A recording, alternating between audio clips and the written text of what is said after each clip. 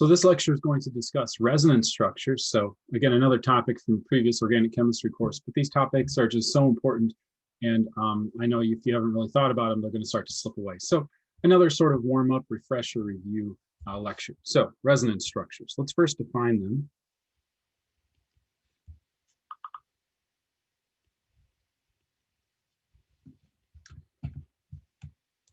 Okay, so these are bond line structures.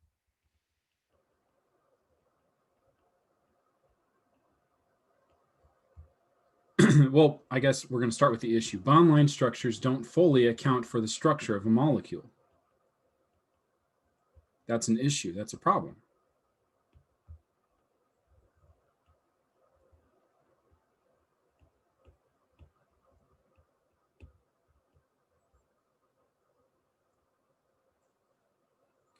And the reason why is because electrons aren't always localized in a fixed position.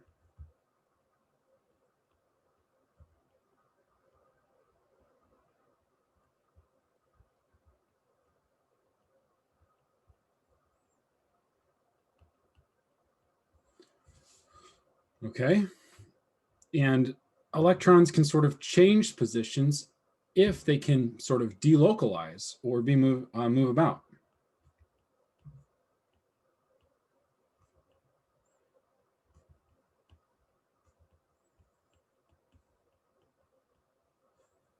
So they can change positions, maybe slash delocalize.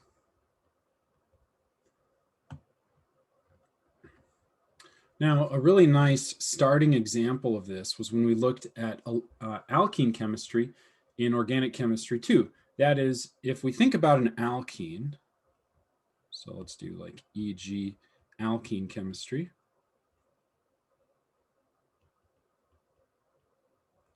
So if we have an alkene, which I'll just draw with a couple of R groups, it's trans, but whatever. We have an R and an R prime group. I'm going to call this molecule A. Now, this is a really good way to depict an alkene, but if we added an acid to this molecule, it's hard to know which carbon we're going to go to. But one thing we could do is consider a resonance structure where we have charge separation of the electrons in the pi system, where maybe one of the electrons goes to the left-hand carbon and the other one is left without those electrons. Maybe what I should do is draw the hydrogen atoms. Let's fit that hydrogen atom there and there. And these were the hydrogens that were in the original molecule. Okay, so what we've done is we've moved the electrons to the left carbon, and a really good way to depict that is to show a curly arrow for the movement of the electrons to the left side. And we can see the result of this is that we no longer have a double bond in that right-handed structure. I'll label this, if I label this first structure A, second structure B, we don't have any, we've lost electrons in this position and we've gained electrons in this position. Okay, we can take advantage of formal charges to help us understand where the electrons were gained and lost. That is, if we look at the formal charge at this position, we have carbon, so we're group 4. We have 3 bonds, and we have 0 unshared electrons. 4 minus 3 minus 0 is plus 1. So I could put a plus over the carbon. I should make that plus really nice. Now, in this other carbon, we've got 4 for the group, minus 3 bonds, but now minus 2 electrons for the unshared lone pair electrons. That's a negative 1, so we have a minus. Now, the overall molecule was neutral in molecule A, and molecule B is also neutral, where the negative and the positive cancel each other out. That's an important attribute of resonance structures. Okay, so I'm saying these two are resonance structures because we've moved the electrons from the double bond to become a lone pair. So A and B are resonance structures of each other.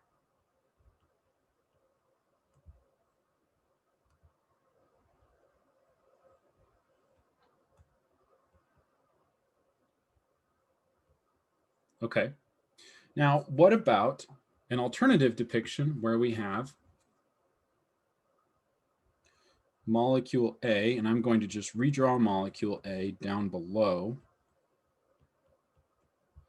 we have molecule A again. So this is just A. It's not a resonance structure of A. It is A. Resonance structures are different depictions. This is the identical depiction.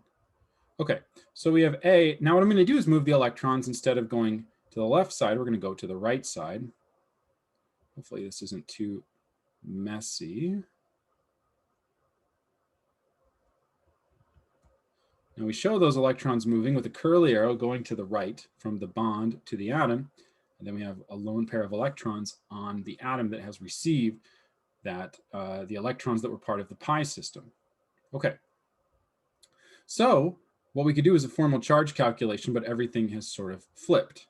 I'm going to call this structure C. So A, B, and C are resonance structures of each other. If I said to you, okay, go ahead, your task is to determine which of these two molecules is the correct depiction, you would say, well, some are better than others. Like the first one is probably the best depiction, but they're all a correct depiction of the molecule.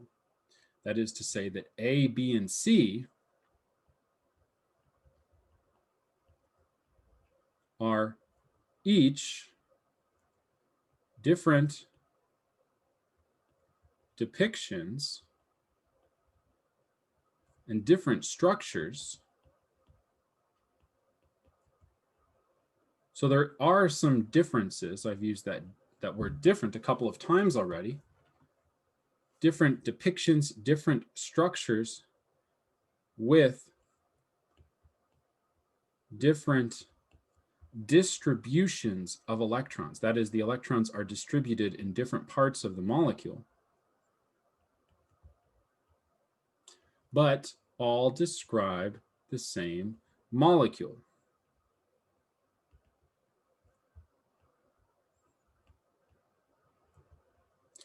So if I asked you which of A, B, and C is the molecule, you would say, well, they all are.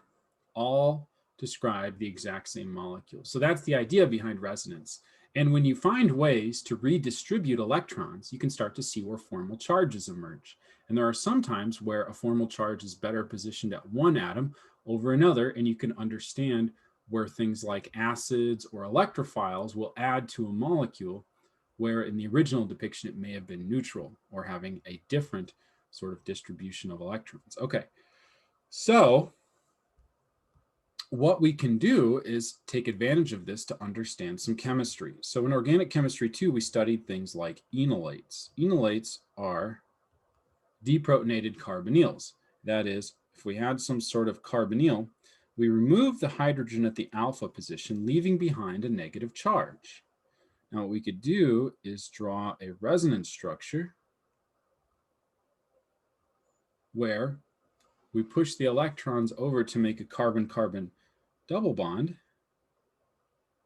we place the negative charge on the oxygen. So these are the two best resonance structures.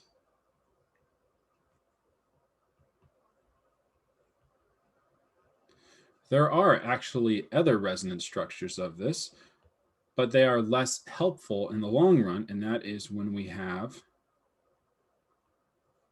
positive and negative charge separation on the carbon-oxygen double bond. So we could have something like this, and it turns out that I'm just going to draw two more, but there are other combinations where we have an overall, the important thing is we don't move any nuclei, and we have an overall plus -1 charge. So my point is these two are less important. And we never really drew these in organic chemistry too. But we'll talk about what makes a good and a bad resonance structure here in just a second. So we use this to understand enolates. And when we looked at enolates, we could tell that if we added something that was positively charged to the molecule, it would add either at this position or this position.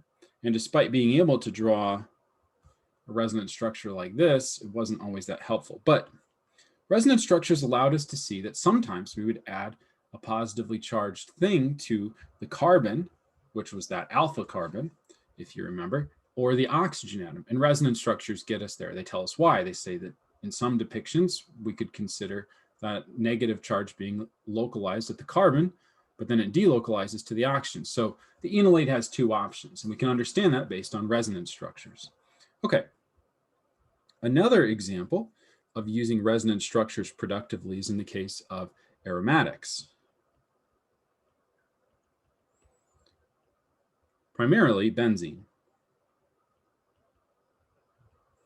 So benzene is our prototypical aromatic molecule. We have alternating double, single, double. We follow Huckel's rule. We do all this stuff that we talked about in organic chemistry too. But it's really helpful to think about resonance structures in the context of benzene because it reminds us that we can simultaneously move all of the double bonds either clockwise or counterclockwise around the ring. We, in our depiction, redistribute the electrons, but we get to a brand new structure, but both of these describe the same molecule. Now, what's cool about this is these are equally important. And that really impacted our learning of chemistry, organic chemistry, because it meant that we didn't need to worry about where I drew my double bonds on my benzene ring in lecture and where you drew them in your notes. They just need to be alternating double, single, double positioned within the ring. It doesn't matter because if you draw them one way and I draw them another way, for the most part, we can get to the same answer because these two structures are equally important descriptions of benzene. And it's kind of an average of these two that really gets to the real structure of benzene, whereas something with what we call charge separation is much less useful.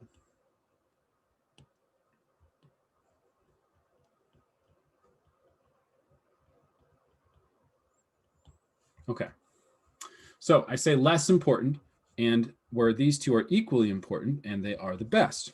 So I've been using terms like important and good as I describe resonance structures. There's got to be a better way, though, to think about resonance structures in terms of their importance and best and that sort of thing that can be helpful, because in many cases we can draw so many resonance structures and just many of them don't matter or aren't important. So how do we decide what we consider when we're drawing resonance structures of the various organic molecules we're looking to study?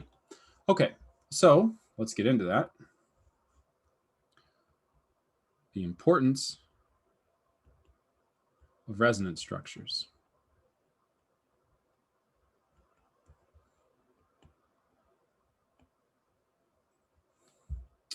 Okay, so really just generally speaking, they tell us how molecules will interact.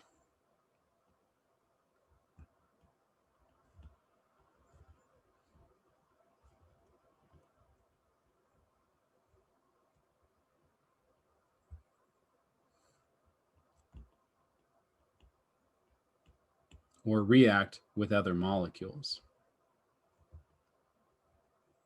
Okay, so that's just kind of broadly important. And it allows us to see things like, all right, if you've got this molecule and it reacts with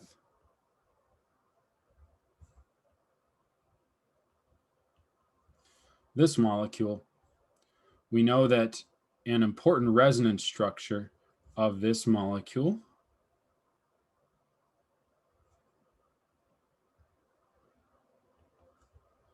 is one in which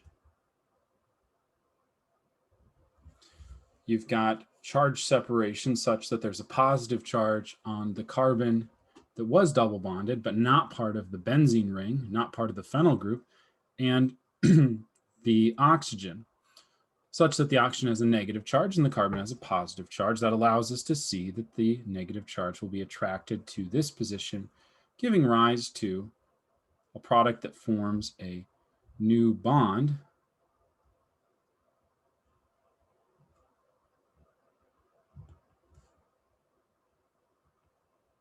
So we have this as our product with this as our new bond.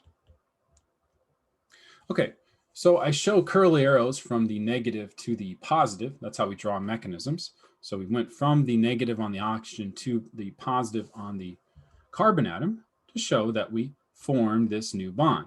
So with the resonance structure that I'm going to highlight here, we can see why the oxygen would be attracted to that carbon atom, because opposites attract.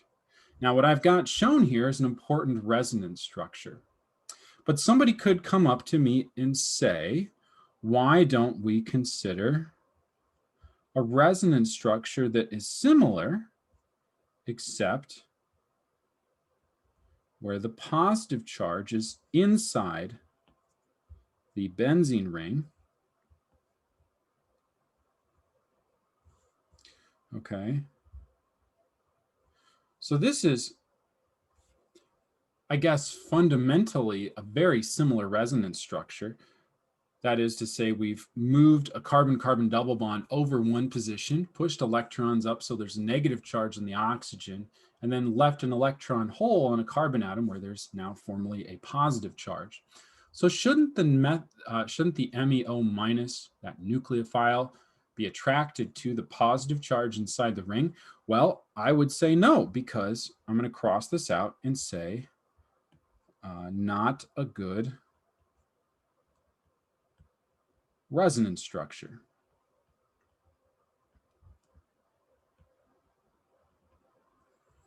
Okay.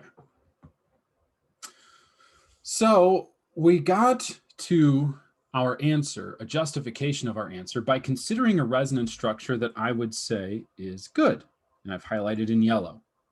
It's not the best. The best one is this resonance structure in the middle. And then the one I've crossed out in red is just not a good resonance structure. So it doesn't, it's just not something that we want to consider. So what I want to do is help us develop the skill of prioritizing resonance structures.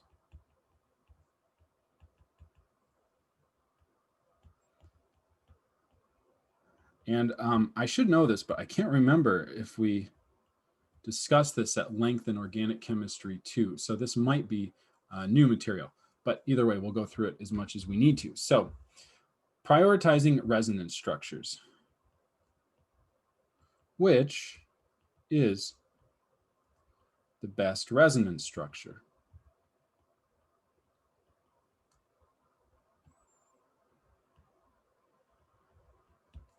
So let's consider three important resonance structures that we just looked at. First of all, we have this molecule. I'm going to label the benzene as pH for the phenyl substituent versus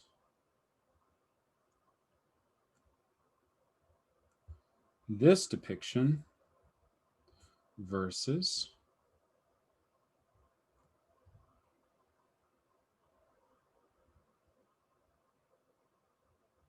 this depiction. Okay. So which is the best resonance structure? I've actually got them labeled in order of descending goodness. And let's get over this. Let's stop calling things good or bad. But what I would instead say is that this is the best contributor versus decreasing, descending to the, of these three anyway, the worst contributor. Okay, now what I'm getting at with this idea of contribution is that some resonance structures contribute to the true overall structure of a molecule. Okay, one thing we have to remember is that what we're trying to do is depict a really complicated arrangement of protons, neutrons, and electrons in a two-dimensional plane, you know, usually a paper. Obviously now we're sticking with computer screens, but the idea remains we're trying to depict something so complicated in two dimensions using just handwritten objects that aren't computer generated. Now, out there in the universe, this molecule exists with a real arrangement of electrons that is some sort of average of all of its resonance structures. Now, it's not a true average, it's a weighted average based on what makes something a better overall contributor, like what's a healthier distribution of electrons. Maybe I should say that. Now, what I'm arguing is that the structure on the left is a great way to balance all of the electrons and distribute and localize all of the electrons within the molecule. The middle one isn't as good, but it's not so bad. Okay, so the molecule has a lot of character that looks like the structure on the left, and some character that looks like the structure in the middle. Now, the structure on the right, for reasons that we'll look at in a moment, is actually quite bad. And so the molecule, the overall true distribution of electrons is going to look very little like the structure depicted all the way on the right.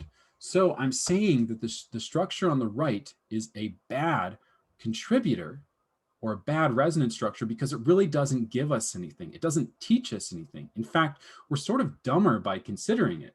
That is to say that by considering this structure, we might actually think that there's positive character inside the aromatic ring. And while that might be somewhat true, it's not as much as a full-blown positive charge, and we could be misled into thinking that a nucleophile could add to that position quite easily, when in fact that's not the case. That's not chemistry that happens. Okay, or not a reaction that happens. So I've given you the answer, but what we can do is actually use some rules for cases that we haven't seen, so we don't have to memorize like all the possible molecules and their resonance structures and then their rankings based on some sort of measurement that we've done. Instead, what we can do is remember some rules to help us understand what makes a resonance structure good or a better contributor to the true structure versus something that's not as good. Okay, so what we're going to have are some sort of guidelines, hesitate to call them rules, guidelines for determining better contributing resonance structures.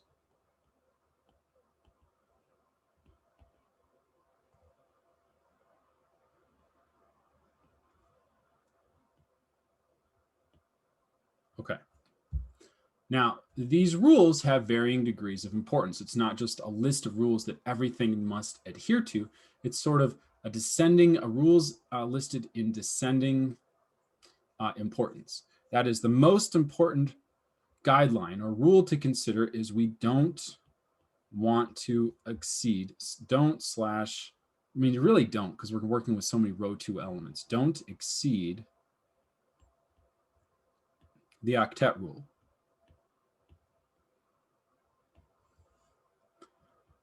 And really, I'm talking about on row 1 and 2 elements. Now, and many of these rules all say avoid, or structures are better if they don't do this. Here is one of those things where we cannot do this. We cannot exceed the octet rule for rows 1 and 2 elements. And that's going to be our hydrogen. We're going to get into some boron chemistry, but then carbon, nitrogen, oxygen, fluorine as examples.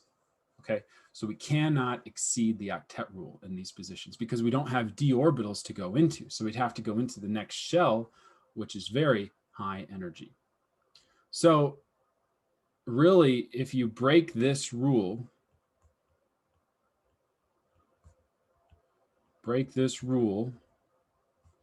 and the resonance structure has 0 contribution.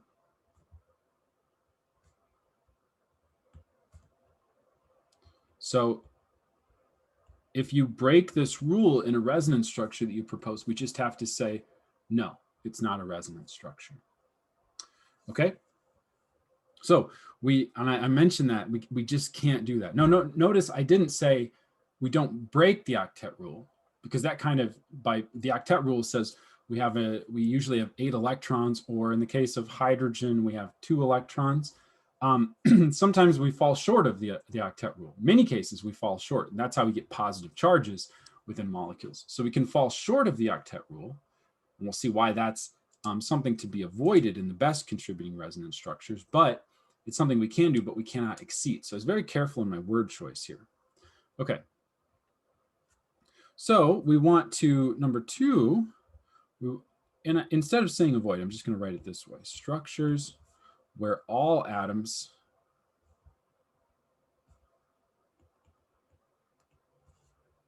have an octet are better. And then by better, should be careful here, that means greater contribution to the actual structure.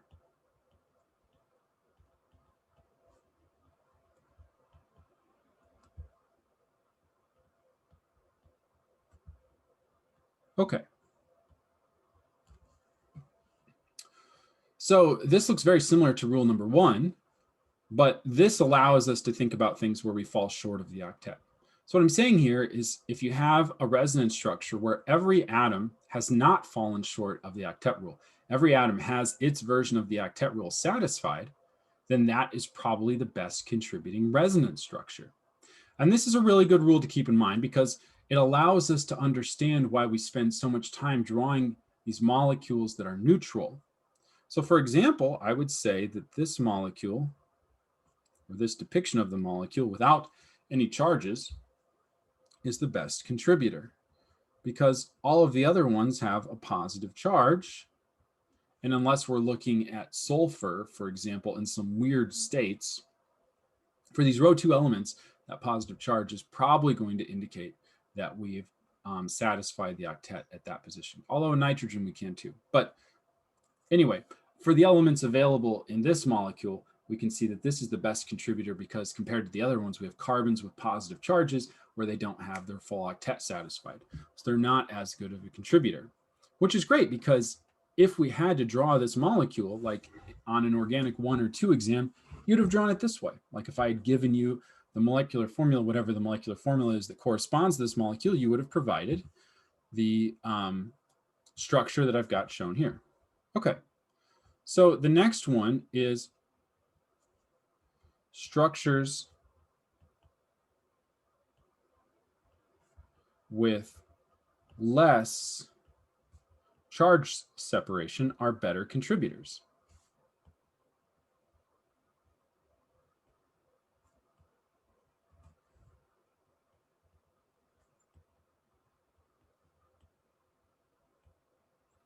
Okay, so this comes after the octet rule. The octet rule is always sort of the most important rule when considering what makes a resonance structure a better contributor.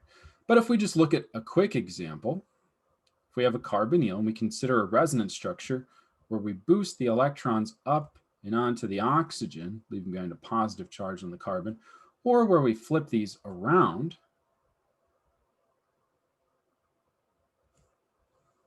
we would see that for multiple reasons, the structure all the way to the left, that classic depiction of the molecule acetone, is the best contributing resonance structure. First of all, every atom has an octet. That's good. And that's more important than the latter rule, which is this molecule with less charge separation is also better. That is to say that these molecules, these right 2 molecules have charges that are separated. Another way of thinking about it is you could bring the negative and positive in proximity by way of a pi bond to an actual depiction of a pi bond to neutralize that charge and draw molecules without pluses and minuses. Those would be better contributors in this case. But that's not always the case, okay? So here's where I have to keep emphasizing the most important thing is the octet rule in all of this. So an issue when I teach this is people will latch onto the charge separation a bit too strongly, and it allows you to misunderstand something like DMSO. Okay, so a depiction of DMSO is you will often see it drawn like this. It's not good. It's not a good drawing, and I'll show you why in a second. Or you'll see it drawn like this, and that's also not good, and I'll show you why in just a second. Now, the thing with DMSO is, and I'm going to draw this in blue so you can see that I've added it later, is you don't want to forget the lone pairs, particularly those on sulfur. Because first of all, if you do, you won't get your formal charges right. Like as I have this drawn right now, the formal charges may not make sense. But that's because I have decided not to go ahead and draw, in my original drawing, I did not include the lone pair of electrons on sulfur, which is critically misleading because first of all, you'll get your formal charge calculations right. But let's say we do. let's say in my original depiction, I've gotten those formal charges right. Okay. The other thing, but I just decided not to draw the lone pairs. We do that, right? We draw oxygen and nitrogen all the time without their lone pairs. Okay. It's better to include them, but you know, we've only got so much time in the day. On DMSO, you really want to include the lone pairs because first of all, you get formal charge calculation right, and you'll be able to see why this structure on the right is a better contributor. Why is it a better contributor? Well, all atoms have an octet.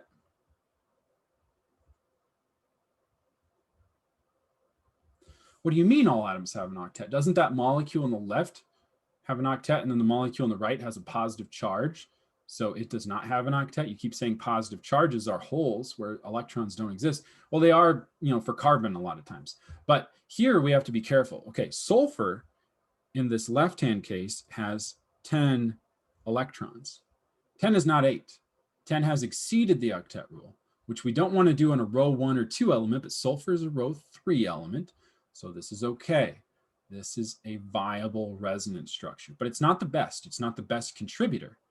Instead, what we want to do is think about this right one where now the sulfur has 8 electrons. If you're having trouble counting those, remember you get 2 per bond and then 2 per lone pair. So we have 1 lone pair and 3 bonds. That adds up to 8 electrons.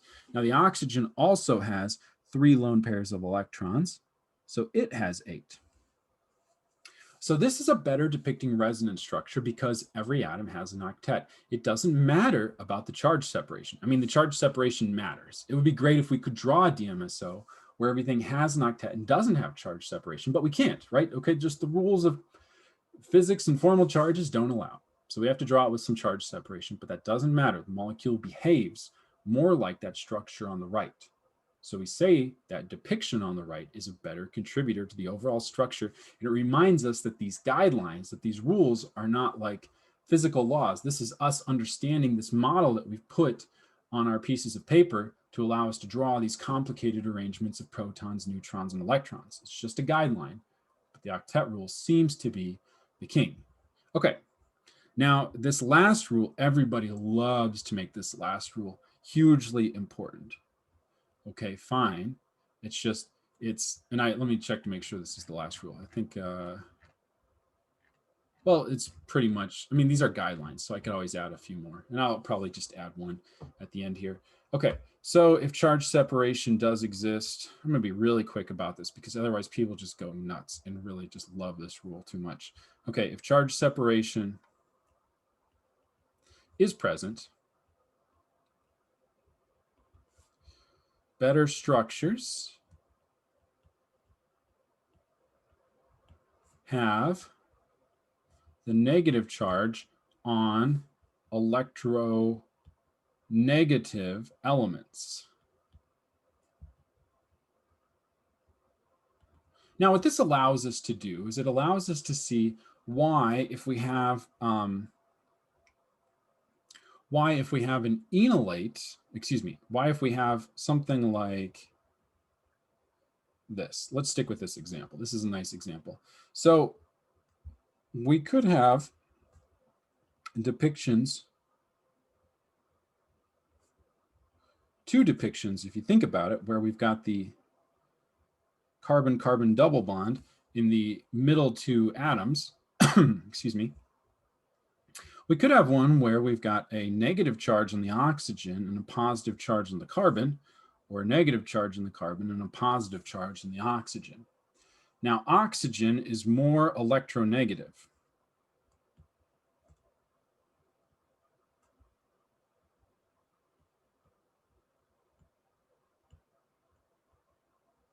And I abbreviate that as En. I'll just get that out here. Than C. So in fact, of all of these resonance structures, this one on the right is a pretty horrible resonance structure. Really, the molecule does not behave too much like oxygen has positive character. Oxygen is not really at all attracted to negatively charged things. So again, the structure on the left is the best. But then this structure in the middle, I'll just say is good. The molecule that I've got shown here depicted here across these two resonance structures, I mean, I guess 3, but 3 doesn't really count. It's really close to a non-contributor. Okay, that structure in the middle is still a pretty good contributor. Okay, it's not the best. The best would be everything being neutral, everything having an octet, which is shown on the left. On the one on the right, the carbon does not have an octet. But if we have charge separation and we violated the octet, we don't have the octet rule in every element, let's at least put that negative charge in the oxygen if we can, because it's more electronegative, as opposed to putting it on the carbon, which is more electropositive. Now, don't latch onto this too much. It's all about context. When you're comparing two resonance structures like this one versus this one, okay, that allows you to see why the middle one's better. But still, don't forget the octet rule. That structure on the left, that one that we would typically draw if I gave you a molecular formula that corresponded to that molecule, that one that we would typically draw is the best depiction of this molecule. That has the best contributor. Now, something that I will add is like sort of a fifth rule is structures that break strong aromaticity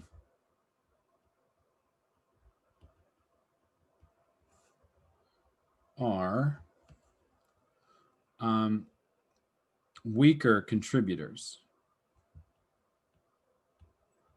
Now that allows us to see why we had the example. Whoops, I had a single bond in there. Excuse me, just a second. Okay.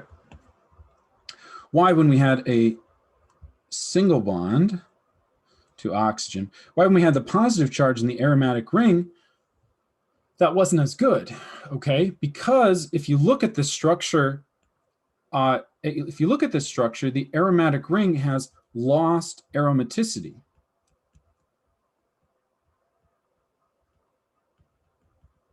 We'll review Huckel's rule probably in the next lecture, and we'll take advantage a lot of aromaticity.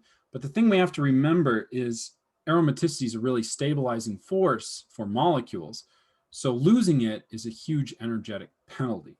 So if you have resonance structures that disrupt aromaticity, especially strong aromaticity. Aromaticity isn't always created equal. Benzene has really potent, really strong aromaticity, but you can really weaken that by doing some weird things to the benzene, so it becomes less important that it's aromatic.